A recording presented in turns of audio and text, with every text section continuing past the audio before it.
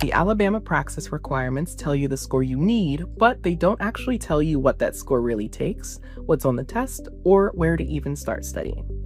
Today, we're going to break down what those scaled scores require in terms of correct answers, what's on the most common Alabama Praxis exams so you know what to study, and a concrete day-by-day study plan to pass in just 2 weeks. So let's get into it.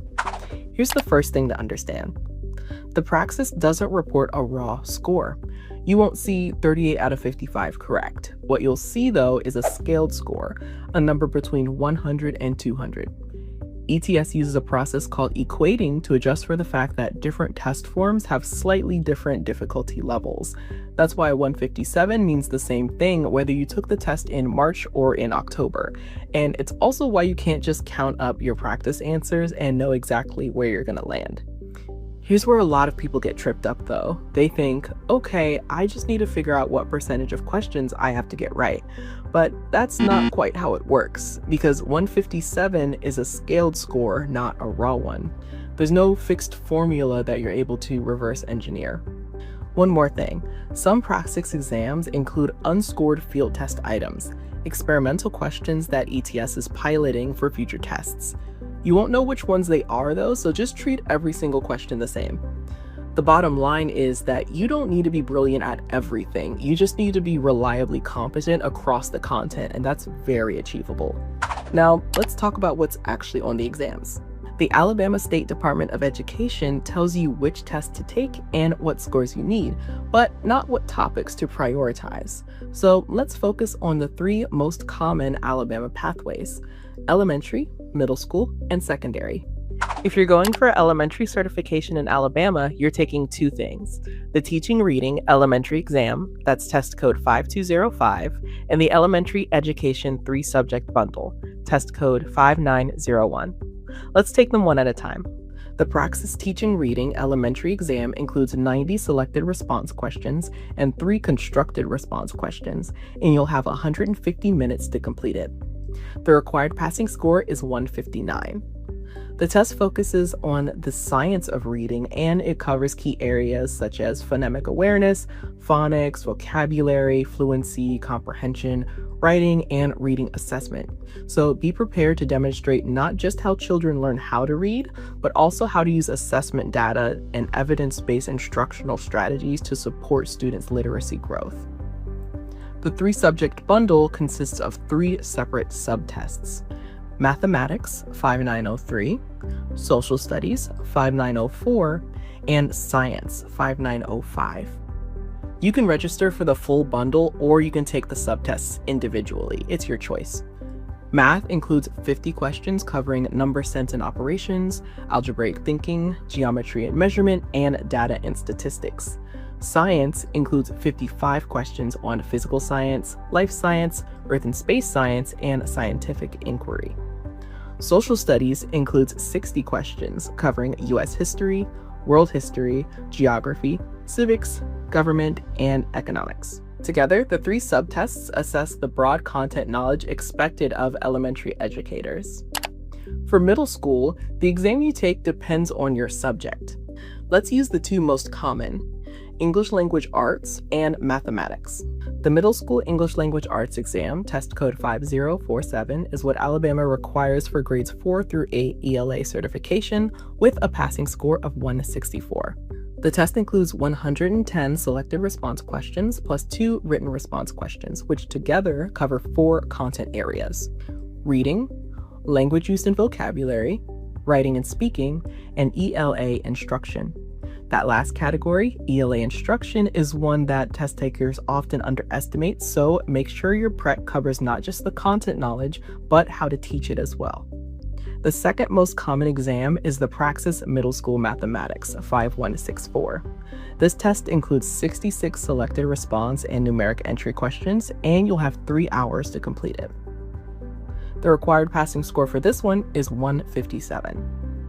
The test covers 5 content areas: number and operations, algebra, functions, geometry and measurement, and statistics and probability.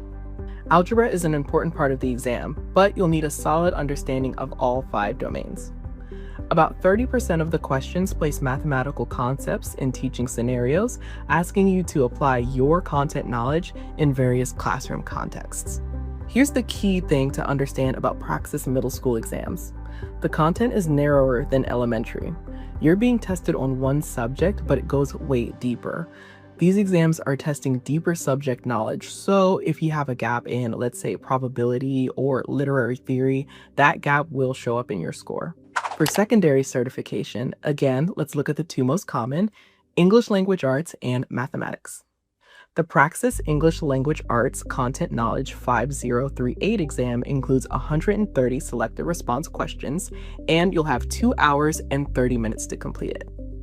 In Alabama, the required passing score is 167.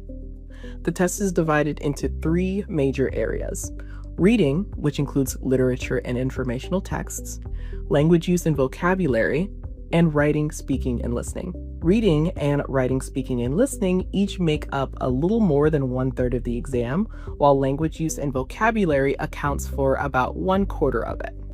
The Praxis Mathematics exam includes 66 selected response and numeric entry questions, and you'll have 3 hours to complete it. In Alabama, the required passing score is 159. The exam covers secondary mathematics content, including number and quantity, algebra, functions, calculus, geometry, statistics, and probability. It's designed to measure the depth of mathematical knowledge expected of high school mathematics teachers, so a strong foundation across all content areas is essential for success here. Now here's the bottom line for secondary candidates. The passing scores for secondary ELA and secondary math are among the highest that Alabama requires, so budget some more time here. Don't assume subject familiarity is going to be enough. These exams test specific academic content at a level of precision that often catches people off guard. Now that you know what the scores mean and what's on the test, let's talk about how to get there in just 2 weeks. The secret? Study smarter, not longer. Here's a cheat code for you, and I promise it's a non-negotiable. Take a diagnostic test. Why? Well, if you skip the diagnostic and just start studying from page 1, you're going to spend time on things you already know. And that's time you can't afford right now. A benchmark assessment like the one available through study.com shows you your current strengths and your current gaps across the content areas of your specific exam. The result is a map, and the rest of your 2 weeks are going to be following that map. Now, open the study guide for your specific exam and go directly to the topics your benchmark flagged as weak spots. Here's a simple rule for you. Allocate your study time in proportion to your gaps, not in proportion to how much content exists. If your benchmark showed you're strong in, let's say, geometry, but weak in algebra, roughly 80% of your math study time should go to algebra. Use the content area breakdowns we just covered to help you understand what percentage of the actual exam each topic represents. A weak area that carries 30% of the exam is a much bigger priority than a weak area that carries, say, 10%.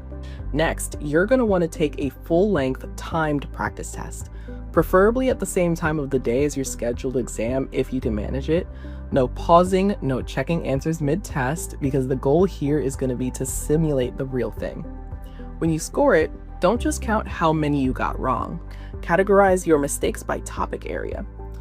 You're going to be looking for patterns. So if, for example, you got 4 algebra questions wrong and 3 of them were on functions specifically, that tells you something really precise about where to focus next.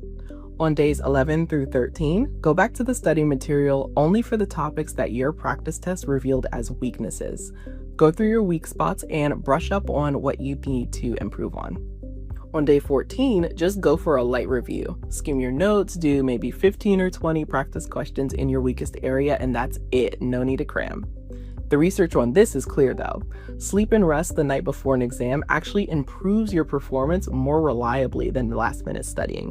So treat your rest as part of your test prep, not a reward for finishing it. To recap, you don't need a perfect score to pass. Focus on mastering the highest weighted content areas because that's where your study time can have the biggest impact. And if you're working with a 2-week study plan, start with a diagnostic assessment and let your practice test results guide you with what you're going to focus on during the second week. If you like this video, don't forget to subscribe to our channel, Everything Teacher, for all things teacher certification. We're rooting for you. You got this.